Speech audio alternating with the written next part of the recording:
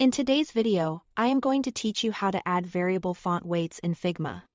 By the end, you'll know how to fine-tune font weight with precision so your typography feels balanced, readable, and on brand. First, open your design. Launch your Figma file and make sure you are in the canvas with the layout you want to adjust. This ensures any changes you make are applied exactly where you need them, and you can immediately see the results in context. Next, select your text layer. Click the text on your canvas or choose it from the Layers panel if that's easier. When the text layer is selected, the right-hand Properties panel will show the text section, which is where all of your typography controls live.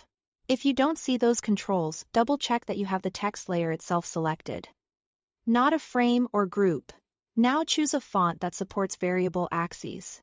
Not every typeface is variable, so pick one designed for this, such as Inter, Roboto Flex, or Heptaslab. In the text section, open the font family dropdown and switch to a variable-ready font. If the font you picked doesn't expose variable options, you'll likely see a limited list of preset weights instead of a slider. Switch to one of the variable fonts mentioned to unlock the dynamic controls. In the right-hand text panel, under the typography section, look just below the font name and open the drop-down there to reveal the variable font axes. This is where Figma exposes controls like weight for fonts that support them. Select the weight axis so you can adjust it directly. If a font offers multiple axes, you'll see them listed here. For this tutorial, we're focusing on weight. Use the weight slider to customize the font weight dynamically or enter a specific numerical value for exact control. Variable fonts typically range across values that map roughly to traditional weights, like 100 for thin up to 900 for black. Though the exact range depends on the font.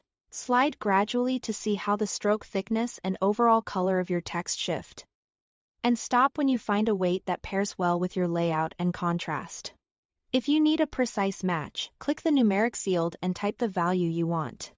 A helpful tip: subtle differences can make a big impact on readability, especially at smaller sizes. So test a few nearby values before settling. That's it. Thanks for watching.